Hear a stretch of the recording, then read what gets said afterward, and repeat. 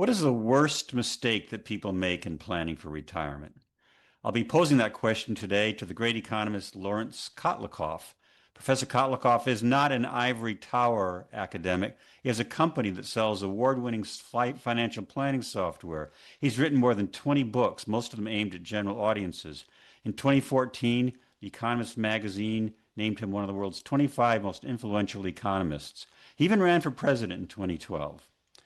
Professor Kotlikoff was featured 2 years ago in a 60-minute segment with Anderson Cooper on how Social Security is clawing back benefits from retirees.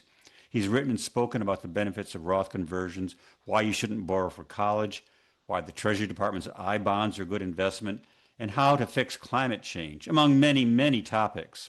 His Maxify Planner software was just named by Bankrate as best personal financial planning software of 2025.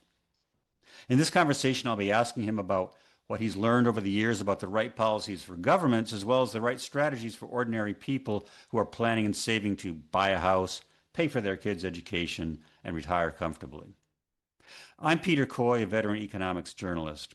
I worked for the Associated Press, BusinessWeek, Bloomberg BusinessWeek, and the opinion section of the New York Times. Now I work on books, freelance articles, and this Substack. I've interviewed Professor Kotlikoff for numerous articles over the years. Professor Kotlikoff is the William Warren Fairfield Professor of Economics at Boston University. He's the President of Economic Security Planning.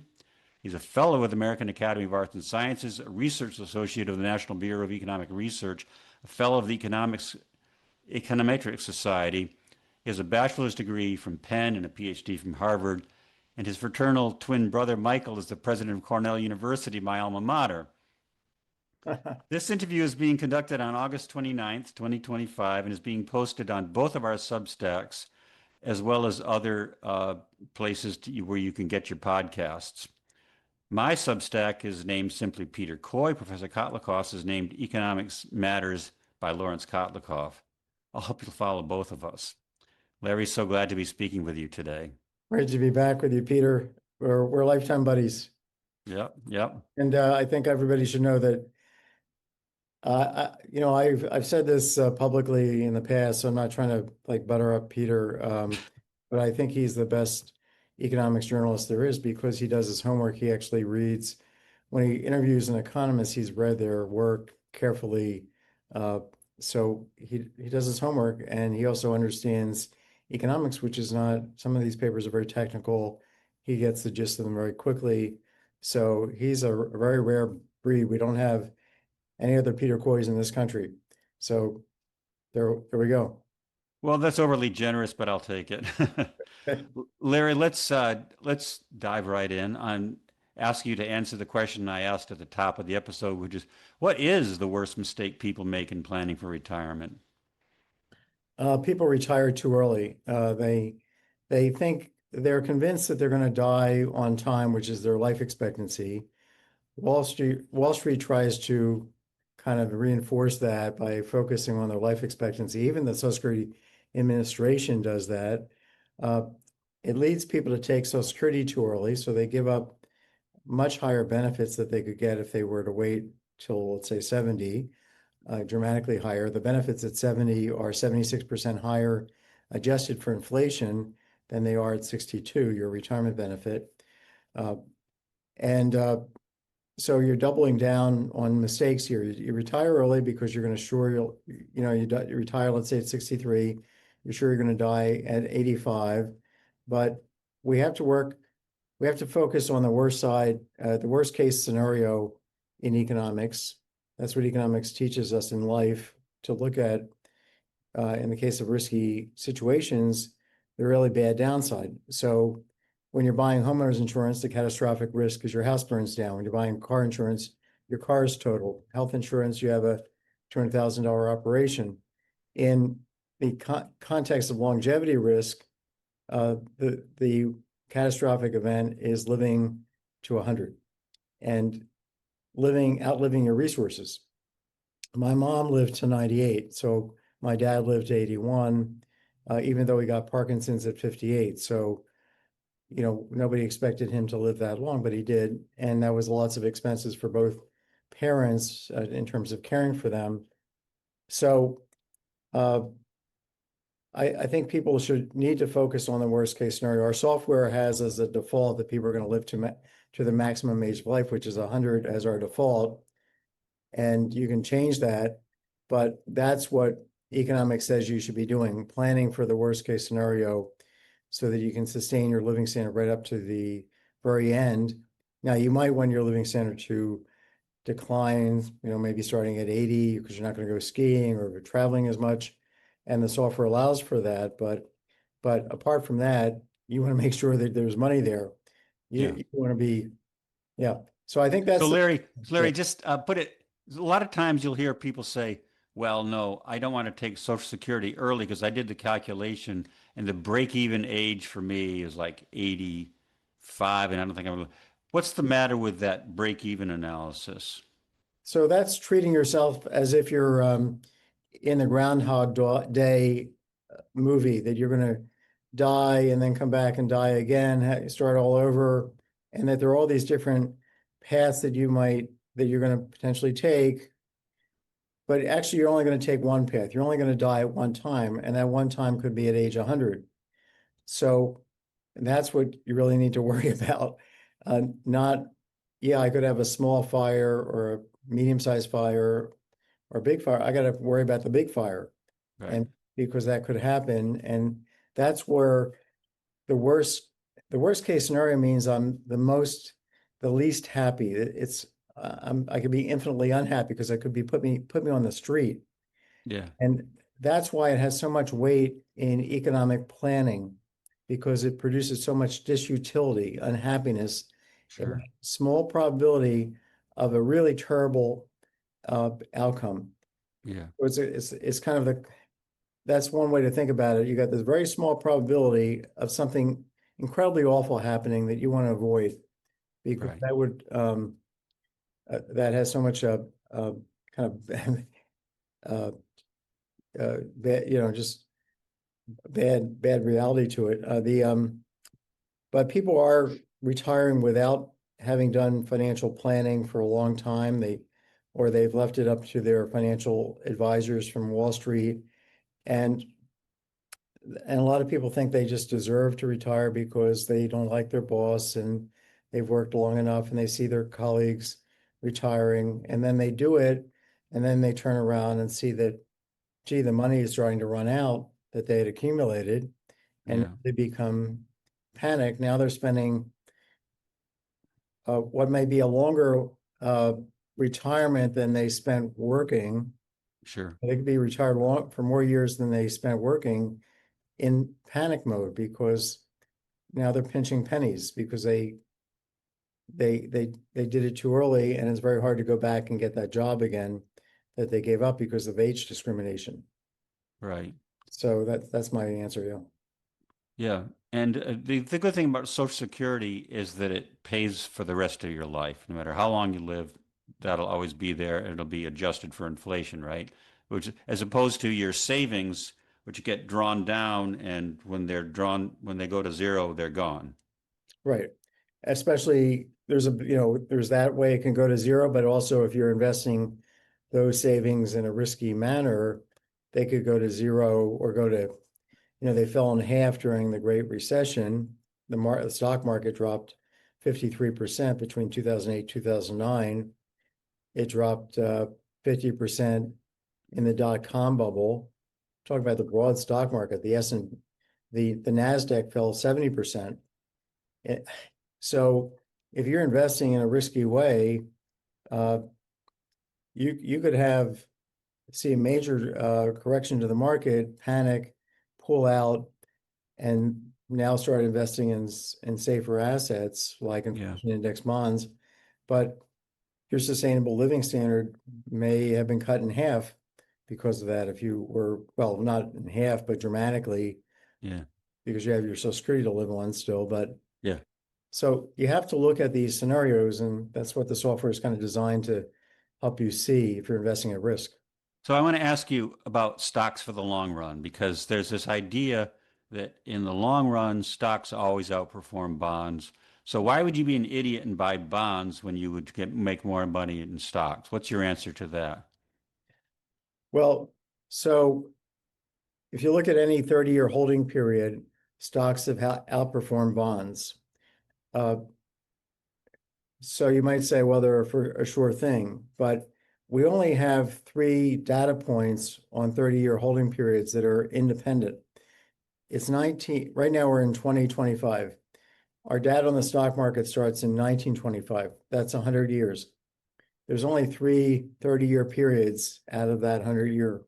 Now you could say, well, Now, before you go on, Larry, I think you should elaborate on that. What you're trying to say is that they're not overlapping, where you're not counting the same year in 2 different yeah, periods. the data, the return between 1929 and 1959 is one 30-year holding period. From 1930 to 1960 is another, but Right, both share 28 years of annual returns right. for those calculations. So they're overlapping. So they're not independent calculations of 30-year returns. Another 30-year return is the Nikkei Japanese stock market that you could have bought in 19, I think it's 89 that it peaked. 30 years later, it was 35% lower than it started in 1989. So that's the 4th data point. So now we have 4, you know, so there's not enough data there to be able to make any kind of safe conclusion, but you're also risk averse. Even if there was a very small chance of a 30-year holding period and you were just going to hold your assets for 30 years and then start spending, even if there was a 1 in 10 chance that you'd have nothing at the end of 30 years, that would be enough to deter you if you're a rational economic agent. But we also know how to model the stock market. We know that the stock market has a trend, and the stock market, and this is true for risky assets in general, they have a positive trend, but they also have a big standard deviation. And because of that standard deviation, as you're going through time, on average, the money that you put in, if you, let's say you don't take anything out, so there's no what's called sequence of return risk, where you take money out when the market is low and then it goes back up, and Right. you didn't have much in there, you've lost out on that opportunity, on that positive return.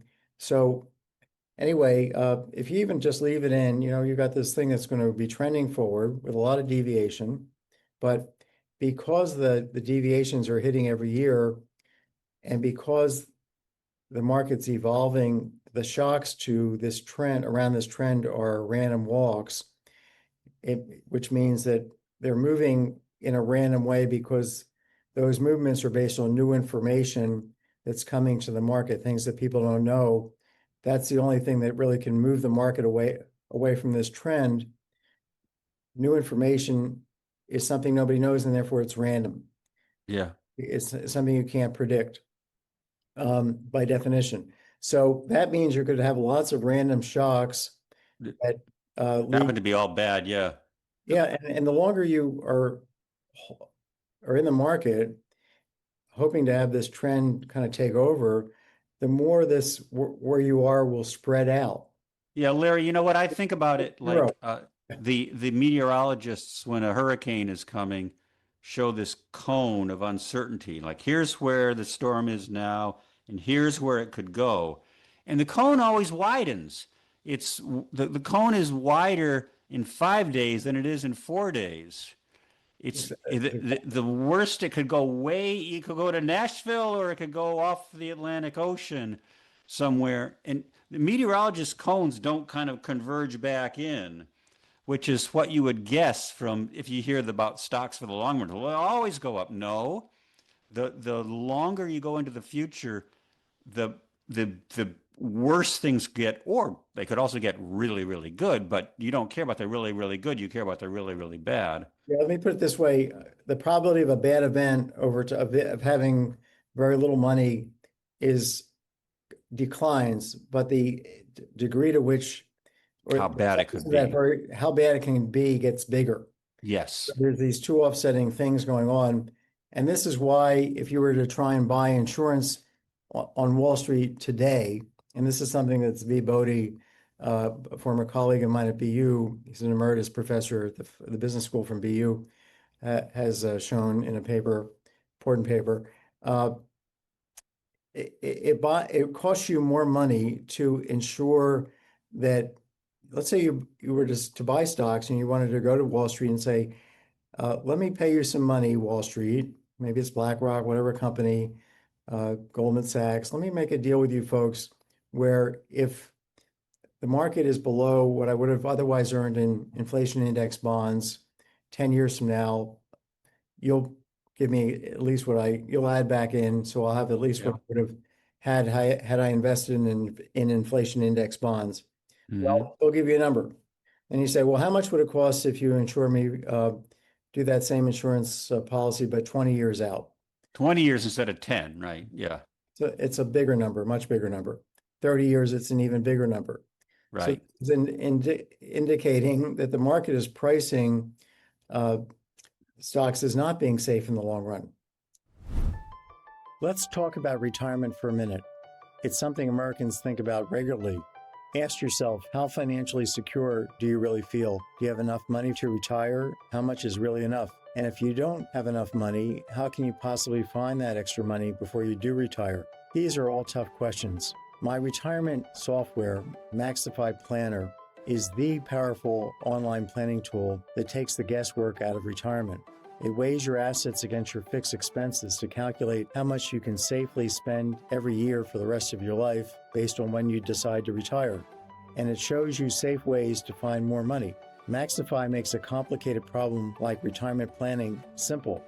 It's accurate, easy to use, and produces what you really seek, peace of mind. So make the smart choice and visit Maxify.com today. Don't miss this opportunity. That's Maxify with an I, Maxify, Maxify.com. Now let's get back to the podcast. Larry, what you just said to me is incredibly important. And I really feel like the message has not gotten out there. What's the problem? Well, because we have an industry, Wall Street, the financial industry, that's trying to collect assets to manage. That's called assets under management. And they're selling a story, which is the market's done great.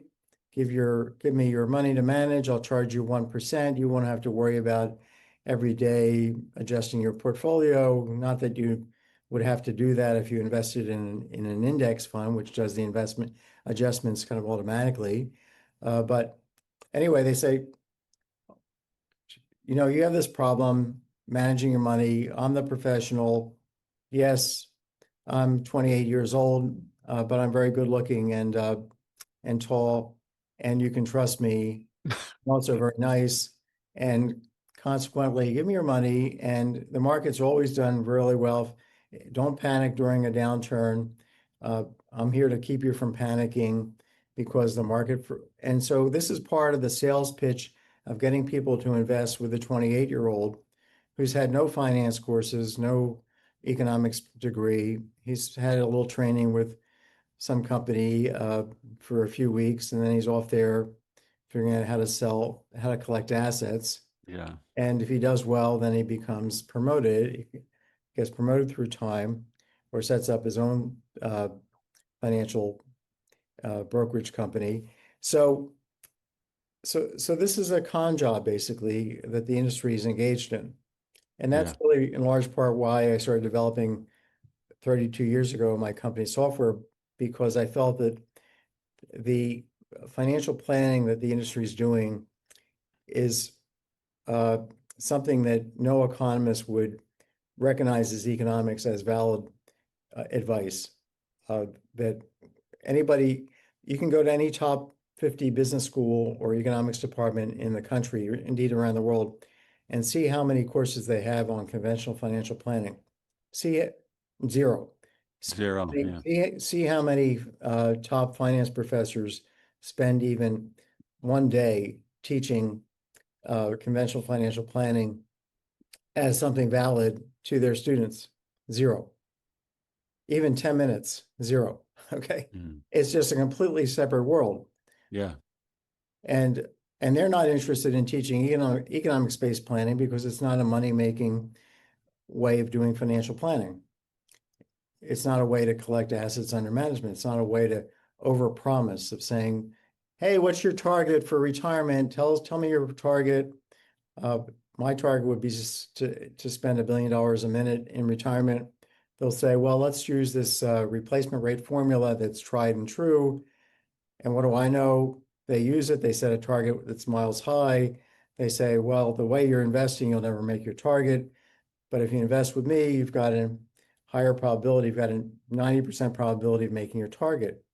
What they don't say is that that leaves you a 10% probability of running entirely out of assets the first day of retirement. Yeah. I mean, that's part of the statistic that they're producing, but they're not telling you the downside of that statistic. Uh, so John Mitchell, who was uh, Richard Nixon's attorney general, as you recall, under Yep. Watergate, he was basically the guy who organized Watergate. There's a great Netflix movie on Martha Mitchell, and it becomes pretty clear that Mitchell was in the middle of the whole thing. Anyway, he went to Congress during Watergate. He perjured himself, ends up in jail for perjury. I can't see that happening today, but it happened back then. Republicans actually were real, you know, uh, put him in jail as much as the Democrats back then. But anyway, he had a pet phrase called "figures lie and liars figure." And whenever anybody gave him a number that he didn't like, he would say, "Figures lie and liars figure."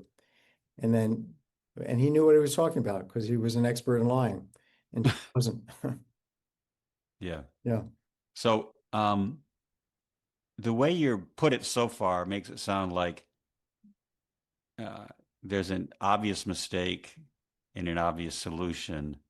But your company, Economic Security Planning and Maxify Planner, uh, it's not just like telling people uh, some simple message. There's some complexity to it, right? I mean, what makes it difficult to get things right? Why is it a hard problem to solve?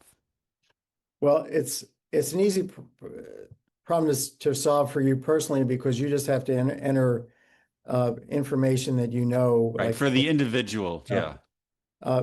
this. Why is the software under the hood very complicated? Right. Just why is the software under the Deep Blue, that chess program that IBM put together that beat Kasparov back 20 years ago now or so, 25 years ago? Why was that complicated? Because lots of moves in chess, right? In economics here, in personal finance, well, we have to deal with the FICA tax. We have to deal with the taxation of Social Security benefits. We have to deal with the taxation of your the IRMA tax, the Medicare Part B premium, 42 state income taxes, some of which tax as old age uh, retirement account withdrawals, some of which tax Social Security benefits, some of which tax neither. Some tax one, some tax the other. All these details you have to get straight in order to give people a plan, and all the basic plan you're looking for is before you even think about investing at risk, is if I invest safely, which would be in a ladder of inflation index bonds. That's called TIPS, Treasury Inflation Protected Securities. These are like treasury bonds that are adjusted every year for inflation, every 6 months, actually. The basic question is that even a squirrel would ask, nobody on Wall Street would ask, but a squirrel would ask, how much can you spend? How much can you, my clients, spend such that you can keep on spending it in today's dollars through the rest of your life, taking into account the fact you maybe you want it to decline somewhat when you can't go skiing, maybe your kids are leaving, but you want the the living standard to follow the pattern that you'd like. Sure. And then you also have to worry about cash flow problems that come up. You may not be able to have exactly a smooth living standard because you got a mortgage to pay off, the kids to feed, uh, you have college tuition to cover. So your living standard has to be down here, and then later on it could be smooth up here. So all that stuff produces lots of complexity, and the biggest complexity is getting everything aligned to be internally consistent, because what you can spend on a sustainable basis affects your accumulation of assets and decumulation, but that affects your asset income, and that affects your taxable asset income, and that affects your taxes. but then the whole path of taxes affects what you can spend. So It's circularity, you're saying. it's this, and economists, most people don't realize this, but a lot of what we do is computation. We Hmm. write down equations about some economic problem, and then before we start putting data to these equations, we have to solve them on a computer. And Yeah. these problems are very complicated and very nonlinear, Yeah. which means that they're not like smooth mathematical functions. They're very jagged. Like, think about the IRMA Medicare Part B premium, earn an extra dollar at 63, at 65, your premium might be $1,200 higher just for that extra dollar. That's highly nonlinear. It's very unusual. So anyway, you have to figure out methodologies for fixing, and we got a patent, and the Roth conversion optimization works off of that basic methodology. If we didn't have that patent methodology, we wouldn't be able to get the Roth analysis correct. So this is 32. This is why it's taken 32 years to be ranked the top software tool by Bankrate. Yeah. No, are you saying then that the tools that you find on the internet or that you get from your brokerage firm may not be giving you the correct answer? Yeah, first of all, I can't understand them. I look at the output. I don't know. They say things like the probability, for example, I have an article on my Economics Matters uh, site about looking at Fidelity's retirement income planner. I've been with Fidelity a long time. I have a lot of respect for what Fidelity does with the reporting. No animus against Fidelity, but I said, well, it's time for me to actually run this program because it's right there on my Sure. platform. Let me run it compared to what Maxify Planner says. So I run it, and I get an answer, and it starts telling me about the probability of making my plan. They give me a plan because I said I'm not going to tell you what I'm going to spend. I have no idea. So they said, well, let me come up with one. I said, okay, fine. And then they tell me the probability, and then but they don't explain what their probability statement is. And so I have no real understanding of what it is that they're telling me. And I call them up, and I called them up 5 different times. And then I also said, I could not get an answer. Nobody who was an expert in answering questions about their tool could really explain what the probability statement was. That usually should be a pretty clear thing.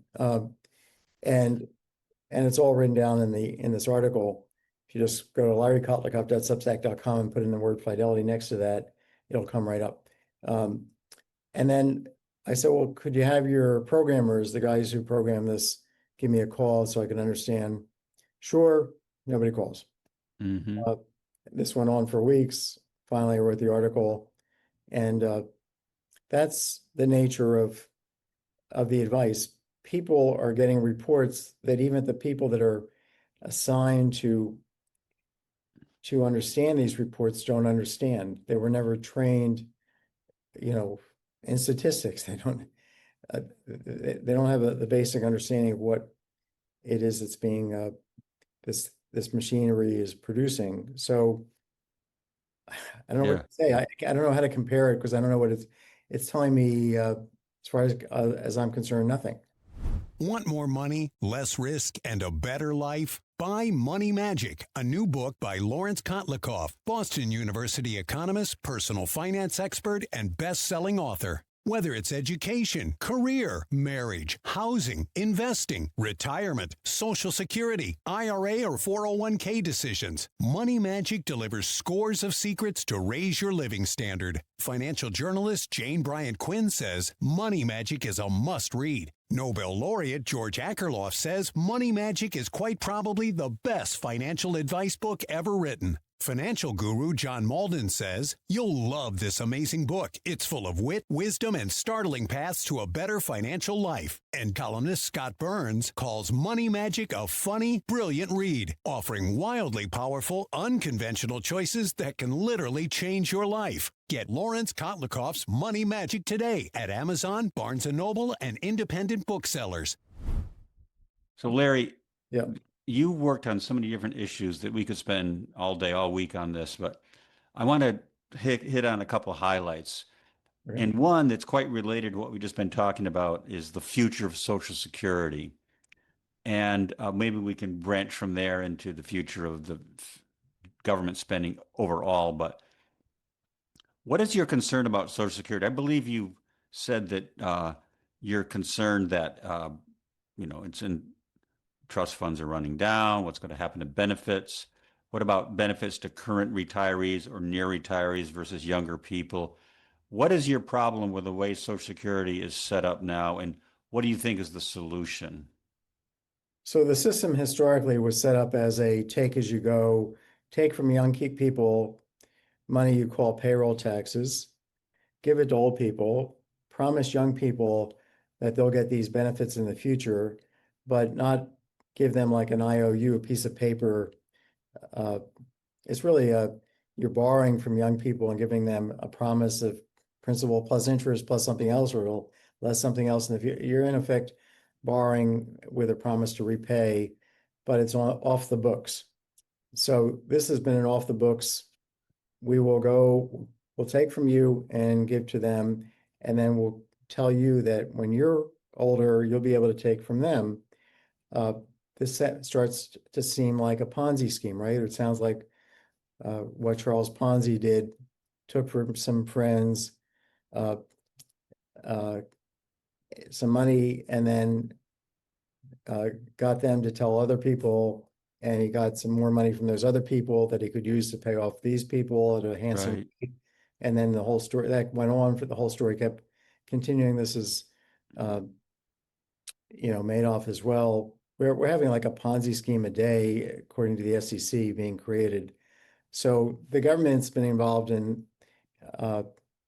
what has to be described as a Ponzi scheme, and Elon Musk described this as a Ponzi scheme. I think it's one of the few things I agree with in terms of Elon Musk's. Before we go on, I just want to challenge that point a little bit, because if you call that a Ponzi scheme, you could argue that the millions of years of human evolution have all been a Ponzi scheme, because each generation supports their elders, right? The older people who can't go out and kill lions anymore, get their food from their children and grandchildren.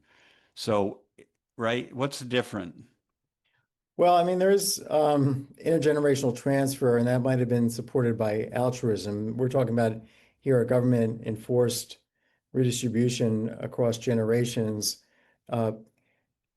It's also true that if we're talking about who's feeding whom, parents are feeding children when they're young, and then the children are inheriting the hut, and then the hut, and then they're, part of getting the hut is that they take care of the older parents. So it's a little bit hard to see exactly who's netting out on balance here, but in the extended family, but certainly things that happen through the government happen in the extended family and vice versa.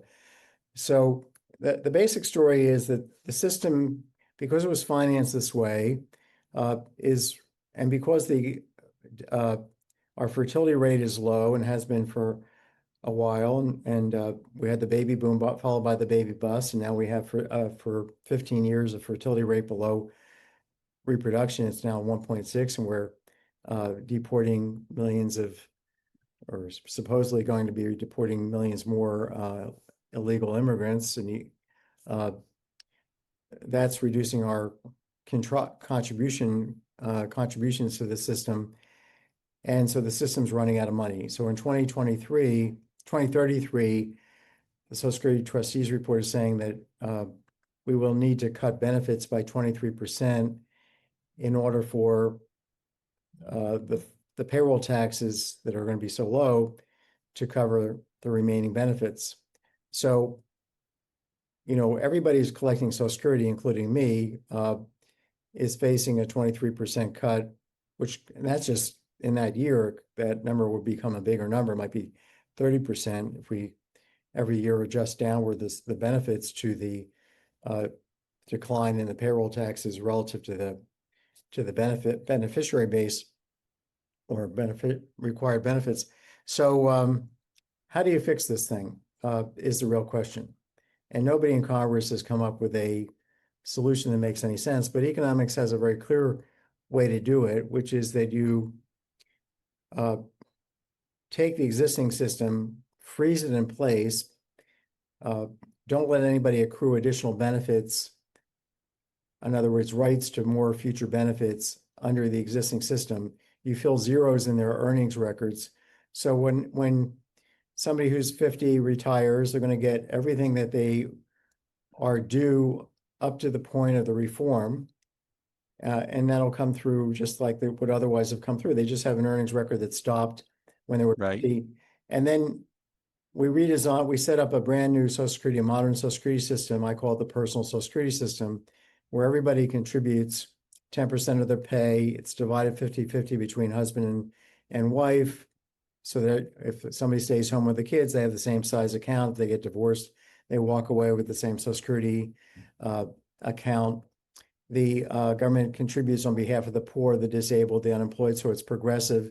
And then all this money is combined and invested by my laptop, not literally my laptop, but anybody's laptop, in a global index of stocks, bonds, and real estate funds.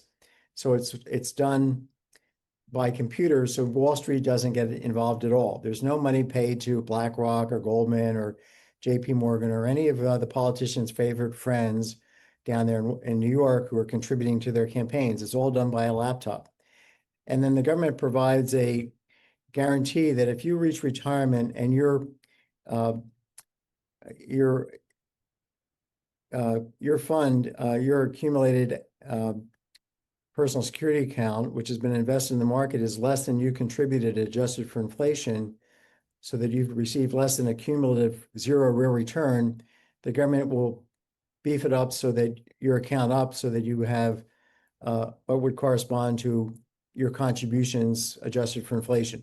So we're going to guarantee at least a zero real return. And then you and everybody else in your cohort have all your beefed up account, if needed to be beefed up, account balances sold off gradually, invested in inflation index bonds, and they're used by my same laptop to pay out inflation indexed pensions, an annuity that's inflation indexed. So it's just like Social Security benefits, but it's fully funded system. So we don't have to rely on future generations to pay for older people anymore. Now, can I just ask a question though?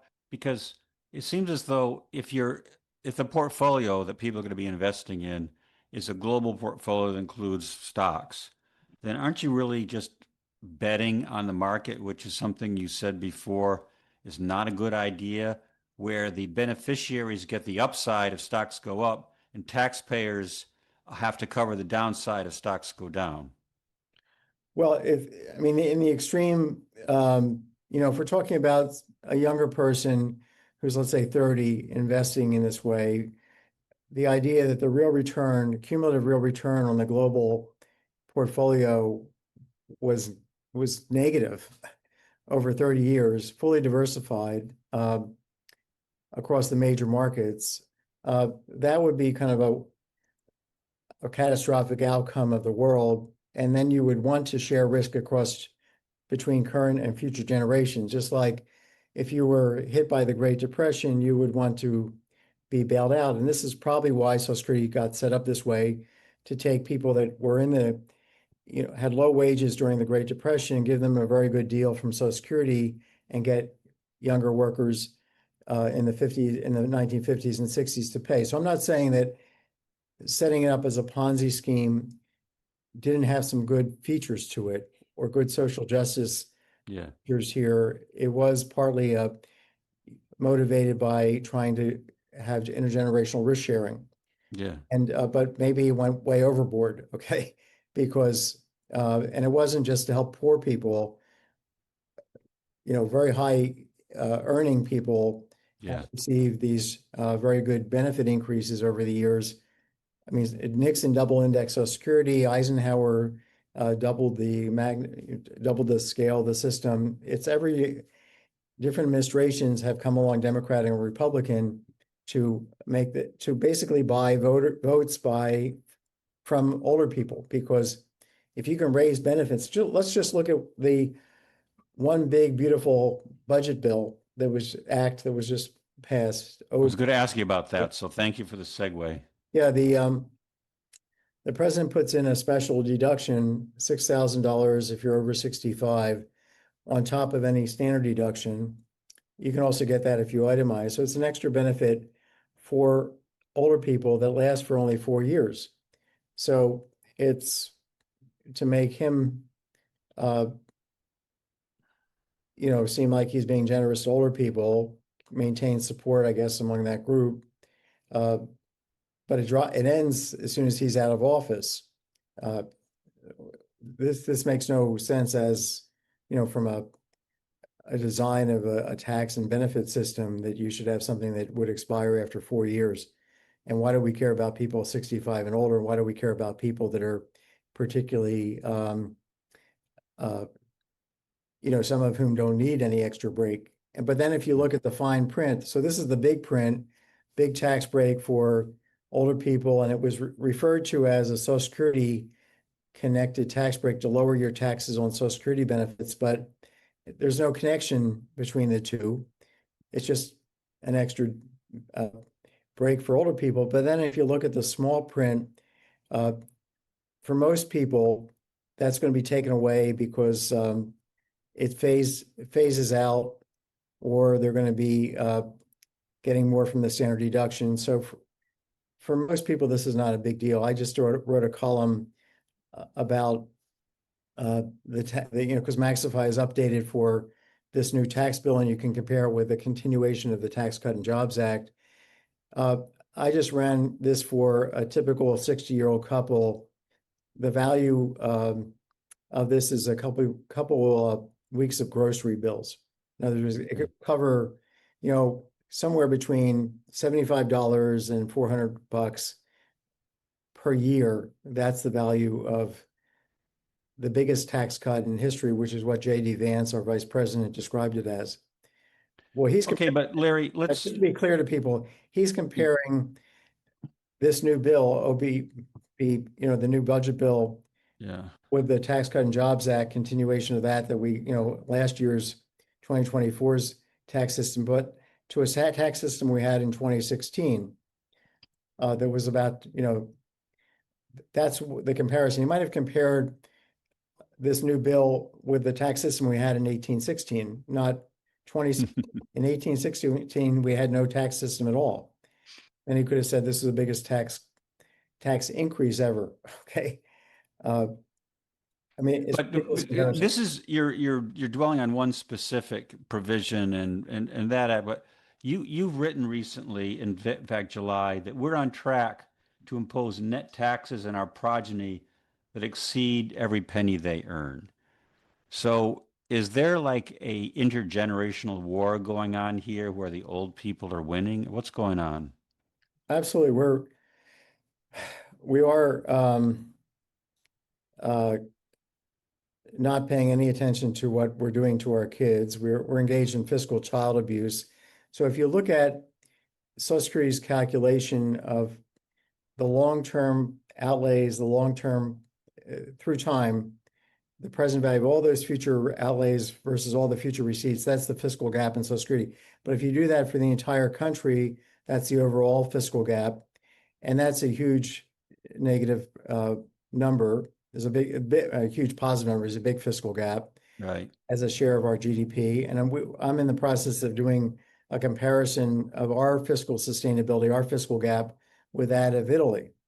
We have more official debt relative to GDP. No, they have more official debt relative to GDP than we do, but they have much less of unofficial debt.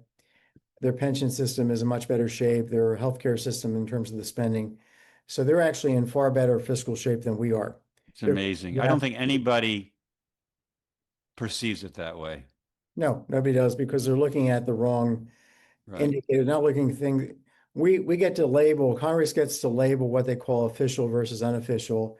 So if you just look at the official debt numbers, you could be missing the forest for the trees, and that's what we're doing.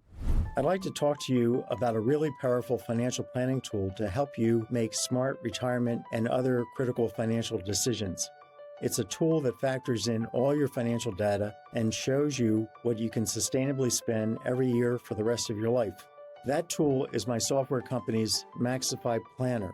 It's incredibly powerful, it's accurate, and it's easy to use.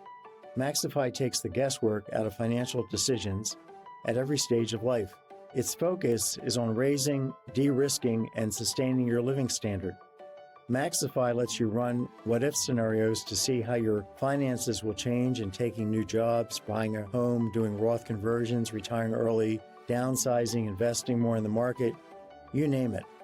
Knowing the impact of these decisions before you make them is the secret to making smarter decisions. And it's also the secret to what we all seek, which is financial peace of mind. So please visit Maxify.com today to start planning. That's Maxify with an I, Maxify.com, Maxify.com. Now let's get back to the podcast. So, Right. so when you say, okay, here's the fiscal gap, and if we don't have currently living generations pay anything more or take anything less in benefits, then there's a big bill that has to be paid by people that are going to be born this year and thereafter. And if we look at what that bill would be, that lifetime tax bill, net of any benefits they're going to get as a share of their lifetime labor earnings, it's bigger than 100%. That's called generational accounting. So Alan Auerbach and I and Jagdish Gokhale are two other economists. We started this back in 1989. It's been done for 50 countries, both fiscal gap and or generational accounting.